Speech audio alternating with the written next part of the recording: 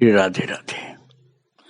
भक्तों, एक दिन प्रभु की कृपा से मैंने आपको महान संत श्री अग्रदास जी का चरित्र सुनाया था और तब मैंने बतलाया था कि श्री सीताराम जी की उपासना में जो सखी भाव है अथवा सखी का जो संप्रदाय भी आप कह सकते हैं, तो वो सखी उपासना की परंपरा कहा जा सकता है।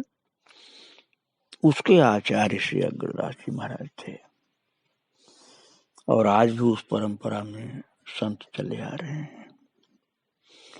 इसी तरह से एक सखा वाला भाव है। सखी वाला भाव तो हो गया माधुरी उपासना में, प्रिया प्रियतम वाली उपासना में, और सखा भाव की उपासना भी एक होती है। प्रभु के जो सखा हैं उनकी जो सेवा भावना है वो भी विलक्षण है भक्तों। यहाँ तो बराबर बराबर का मामला रहता है सखा भाव में। कभी कन्हैया लाद के दौड़ता है, कभी कन्हैया को लाद के सखा दौड़ता है। और महाराज उसमें कुछ किसी को कष्ट नहीं होता है, मजा ही है, आनंद ही आनंद है। गोपाल को लाद के दौड़ते हैं सखा लोग, तो कभी कभी गोपाल भी लादते हैं। और महाराज और सखा भाव में कभी कभी तो ये तो याद ही नहीं रहता कि भगवान है, तो एंड भी लगा देते हैं और तेज चल और तेज चल। मुंह लाल हो रहा है लेकिन तब भी लाला लेके दौड़ रहा है सखा को। या आप दूसरे भाव वाले तो कहेंगे कोई सेवा है, तो भगवान को सता रहे हैं। नहीं, सता नहीं रहे हैं। कन्हैया को जब अच्छा लगता है ऐसा करना तब करता है सखा ऐसा। उसके भाव को वही समझता है, उसका सखा ही समझता है। तो ये सखा भाव की उपासना के जो प्रवर्तक कह सकते हैं या आचार्य कह सकते हैं, वो थे श्री राम सखे जी। आज मैं उन्हीं का चरित्र आपको सुनाने जा रहा हूँ। श्री सीताराम जी की उपासना में, राम जी की उपासना में सखा भाव के आचार्य श्री राम सखे जी।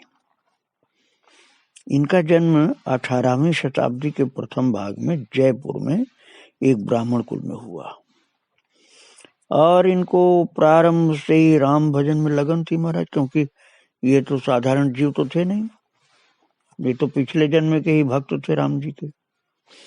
और युवावस्था में ही ये तीर्थ यात्रा के लिए घर से निकल पड़े। घूमते फिरते दक्षिण में उडुपी पहुंचे। वहां माध्व संप्रदायाचार्य श्री वशिष्ठ तीर्थ जी से दीक्षा ली और उडुपी को उन्होंने अपना गुरु स्थान माना। वो खुद कहते हैं कि मध्य माध्व निज द्वैत मत मिलन द्वार हनुमान, राम सखे विद संप्रदा उडुपी गुरु स्थान। उनके संप्रदाय के उनके अनुयायियों ने ऐसा बताया कि माध्य माध्व निज द्वैत मत मिलन द्वार हनुमान, राम सखे विद संप्रदा उडुपी गुरु स्थान। उडुपी से अयोध्या चले आए बाद में और सरयू तीर पर प्रिय नर्म सखा भाव से राम जी की उपासना करने लगे। बड़े प्यारी भावना, बहुत प्यारी कि कन्हैया मेरा, ये राम जी मेरा सखा है। इसी भावना से सरयू जी के किनारे उपासना करने लगे राम जी की। इसीलिए तो इनको आचार्य माना गया भक्तों। आगे चल के इस भावना में इनको सबसे महान माना गया। और बहुत दिन हो गए उपासना करते करते, पर राम जी के दर्शन नहीं हुए। तब इनका विरह नल भड़क उठा और व्यथित हृदय से उन्होंने एकदम उलाहना दिया, उपालंब भरा हुआ दोहा बोला। भाई देखो, प्रेम में तो कुछ खरी खोटी भी सुनाई जाती है कभी कभी, और उस सुनाने वाला बहुत ज्यादा प्यारा हो तभी ऐसे शब्द निकलते, नहीं तो नहीं निकलते हैं। तो संप्रदाय भास्कर में ऐसा लिखा हुआ है कि वो कहते हैं, अरे शिकारी निर्दयी करिया नृपति किशोर। भगवान कोई करिया थोड़े हैं, भगवान तो हैं श्याम सुंदर हैं, नील सरोवर नीलमणि है, नीलाम्बुज श्यामल कोमलांगम है। लेकिन जैसे किसी को चिढ़ाया जाए, डांटा जाए, गाली दी जाए, ऐसा शब्द बोला, करिया नृपति किशोर। अरे शिकारी निर्दयी, अब राम जी धनुष बाण लिए रहते ना, इसलिए शिकारी का। अरे शिकारी निर्दयी करिया नृपति किशोर, क्यों तरसावत दरस को राम सखे चित चोर। हे राम सखे की चित्त को चुराने वाले, अरे शिकारी निर्दयी, तू काले लोगों में राजा लगता है, राजा का बेटा है ना, तो मुझको अपना दर्शन देने में तुझको कोई परेशानी है, क्यों तरसा रहा है। और महाराज जब ऐसा उल्टा सीधा बोला ना, बड़े भाव में बोला, लेकिन उल्टा सीधा थोड़ा बोला फटकार के साथ, तब राम जी का हृदय द्रवित हुआ और उन्होंने एक दिन सरयू तट पर दर्शन दे करके उनके कृतार्थ कर दिया। और उस समय जो झांकी भगवान श्री राम की थी उसका वर्णन किया इन्होंने, जो सरयू तट पर दर्शन मिला। राम सखे जी कहते हैं, झांकी का दर्शन करते हुए, पगिया सिर लाल हरी कलंगी और चंदन केशर खौर दिए, मनमोहन राम कुमार सखी अनुहारी नहीं जग जन्म लिए।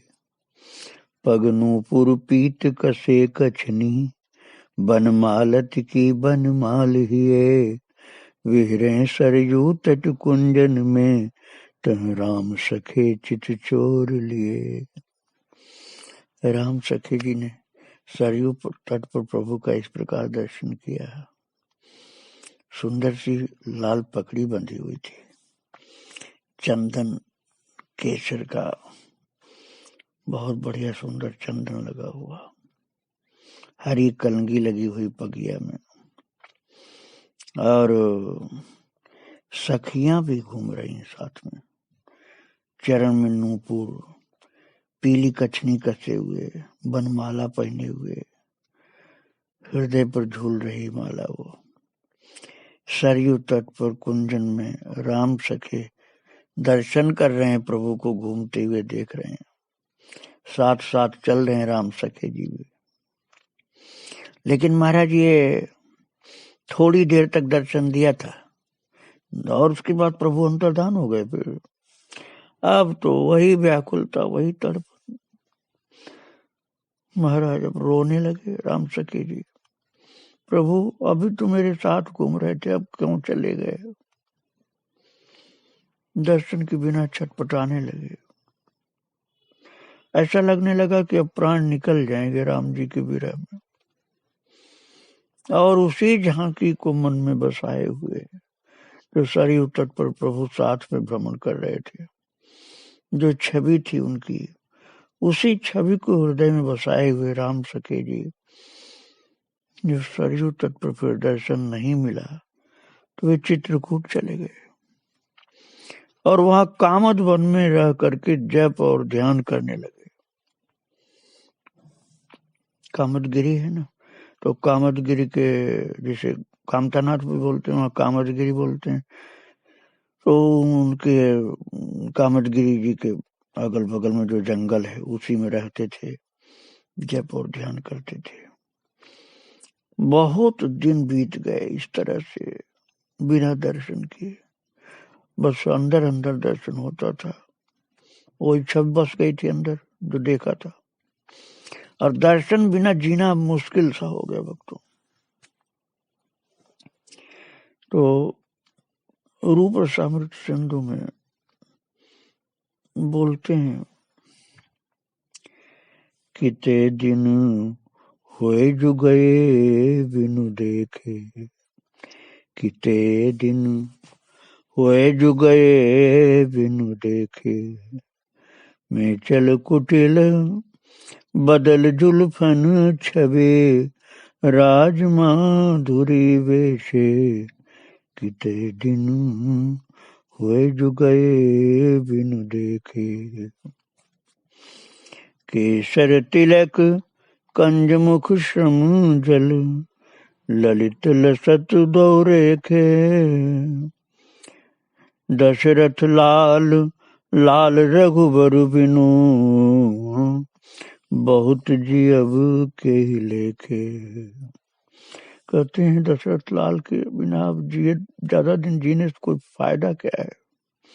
किते दिन हुए जुगे बिनु देखे, डूबे डूबे उर श्याम सुरते कर, प्राण रहे अवशेष, राम सखे विरहिन हो अखियां, राम सखे विरहिन दो अखियां, चाहत मिलन विशेखे, किते दिन हुए जुगे बिनु देखे।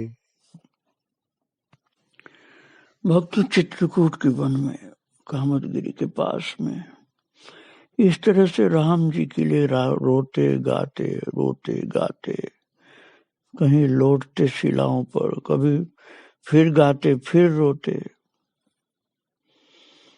जब बहुत व्याकुल हुए तब फिर राम जी ने जानकी सहित दर्शन दिया। पहले तो सरयू तट पर दिया था दर्शन, अब चित्रकूट में दर्शन दिया जानकी सहित, और उनके हृदय की पीड़ा मिटा दी। और तभी उन्होंने अपने वर्णन में, ठाकुर जी के गान में, फिर जुगल स्वरूप के दर्शन की बात कही। अवधपुरी से आई के चित्रकूट की ओर, राम सखे मन हर लियो, सुंदर जुगल किशोर। भक्तों, यहाँ प्रेम ज्यादा होता है ना, वहाँ ये सब खेल अच्छा लगता है। जैसे छोटा सा बच्चा रहता है तो कभी वो छिपता है, कभी उसकी मैया छिपती है, एक ही कमरा में वो सोफा सेट के पीछे छिप गया बच्चा, मैया खोज रही अनजान की तरह, पकड़ती है, दोनों हंसते हैं, खूब हंसते हैं, किलकारी भरता बच्चा। वो प्रेम के कारण लुका छिपी होती है। ऐसे भक्त और भगवान के बीच ये लुका छिपी का खेल महाराज बहुत दिन तक चलता रहा। कभी दर्शन देते फिर छिप जाते, फिर तो महाराज उनकी सूरत खुल गई। योग की बात आ गई भक्तों में। प्रेम बहुत मुख्य चीज है, लेकिन ये भी एक मार्ग है जिसमें सूरत खुल जाती है। योग की बात है भक्तों, तो ध्यान लगाना नहीं पड़ता, दर्शन होता रहता है, केवल चित्त उधर जाता है बस, और प्रभु की लीलाओं का दर्शन होने लग जाता है। अब राम सखे जी की वही स्थिति हो गई, अब प्रभु की लीलाओं का दर्शन होने लगा, और उन्होंने अपने पदों में उन लीलाओं को गाया जो जो दर्शन होता था, और बड़ी मनोरंजक लीलाओं का चित्र वो जो उनको दिखलाई पड़ता था वो प्रस्तुत करते थे, गाते थे भाव विभोर होकर, तो भक्त लोगों को भी सुनने को मिल जाता था। इतना भाव में भर करके गाते थे भक्तों। भक्ति मार्ग की ये विशेष बात है कि आप योग साधना कभी न किए हो तब भी योग की सिद्धियां हो जाती हैं। सिद्धि के लिए कोई प्रयास नहीं किए हो तब भी सिद्धि आपकी सेवा में लग जाती है।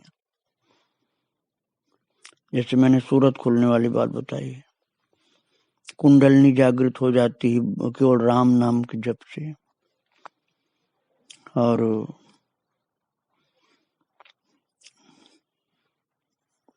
ऐसे भक्तों का YouTube के माध्यम से संपर्क भी होता है, जिनकी कुंडलनी खुल गई, भक्ति के प्रेम से चमत्कार होने लगे, लेकिन वो बताना उपयुक्त नहीं होता, इसलिए जब तक वो नहीं चाहे तब तक बताया नहीं जाता। तो बहुत सुंदर मनोरंजक लीलाओं का दर्शन होता था राम सखे जी को। और वो बोलते हैं, गाते हैं, आज की हाल सुनो सजनी, मड़े प्रगटे एक कौतुक भारी, जेवत नारी बरात सबे, रघुनाथ लख्यो मिथिलेश अटारी। आज की हाल सुना रहे हो, जो मतलब आज दर्शन किया उसका। श्री रघुवीर को देख स्वरूप, भई मति विभ्रम गावनिहारी। गाने वाली जो थी ना, वो राम जी को देखकर इतना मतवाली हो गई कि गाने वाली भ्रमित हो गई और भूल गए अवधेश को नाम, तो देने लगी मिथिलेश को गारी। और जनक जी के यहाँ की माताएं अब जनक जी को ही गाली दे गई, अवधेश का नाम भूल के मिथिलेश को गाली देने लगी। ये दर्शन मिला इनको राम सखी जी को। रिद्धियां सिद्धियां सब राम सखी जी की सेवा में रहने लगे। और साधु संतों की सेवा का भी दौर खूब चलने लगा। उनका एक शिष्य था जो नित्य 10 मूर्तियों की रसोई बनाता और जितने भी वैष्णव आते उन सबको पूरा पड़ जाता। रसोई तो बनाता 10 साधुओं के लिए बस। अब आप देखिए कैसे वो शिष्य के अंदर ठाकुर जी ने राम सखी जी के आशीर्वाद से शक्ति प्रकट कर दी। भोजन बनता 10 लोगों का और चाहे आवे सैकड़ों हजारों, और सबका भोजन पूरा पड़ जाता। इस प्रकार महाराज चित्रकूट में उनकी प्रसिद्धि हो गई। राजे महाराजे उनके दर्शन को आने लगे। तब वे संवत 1831 में चित्रकूट से मैहर मध्य प्रदेश में चले गए। वो चित्रकूट में बहुत प्रसिद्धि हो गई, बहुत लोग आने लगे, राजा महाराजा लोग आने लगे, भीड़ बहुत होने लगी। तो वे चुपचाप चित्रकूट से, अब ये बात लगभग 250 वर्ष पुरानी है, मैहर चले गए। वहां एक रमणीय स्थान पर कुटी बनाकर रहने लगे और वहां भी वे भावना में नित्य मनोवांछित लीलाओं के दर्शन करते। अब एक बार प्रभु जब रीझ गए तब तो फिर कहीं भी रहो आनंद ही आनंद। एक दिन उन्होंने ध्यान में राम जी के लिए रसोई बनाई। अब देखो महाराज जी ने, पहले तो उनका शिष्य बनाता था संतों के लिए, अब महाराज जी ने खुद ही बनाई, राम सखे जी ने भगवान के लिए रसोई। और नाना प्रकार के स्वादिष्ट व्यंजन तैयार किए। और महाराज बनाया कैसे था? ध्यान में। ध्यान में रसोई बनाई थी, रसोई घर में नहीं, अपने अंदर। अब ठाकुर जी की लीला क्या हुई कि वो प्रकट हो गया सब। राम रसिकावली में वर्णन है, करई ध्यान मह विपुल भावना, जैसी छब की होय कामना। ध्यान मह एक दिन रस राचे, राम भोग वनवत चित साचे। जो व्यंजन मन माह बनायो, सोते समय प्रगट हो आयो। महाराज जो भी व्यंजन मन में बनाया था वो सब प्रत्यक्ष प्रकट हो गया। उस समय एक साधु उनके दर्शन को आया हुआ था। उसे देखकर बड़ा अचंभा हुआ कि ध्यान करते ही इतने सारे व्यंजन प्रकट हो गए। उसने राम सखे जी से इसका रहस्य जानना चाहा। उन्होंने कहा, भैया ये सब प्रभु की इच्छा से होता है। मैंने तो केवल मन में बनाया था, ध्यान में, और ये ठाकुर जी को प्रकट करना था तो वो कर दिया उन्होंने।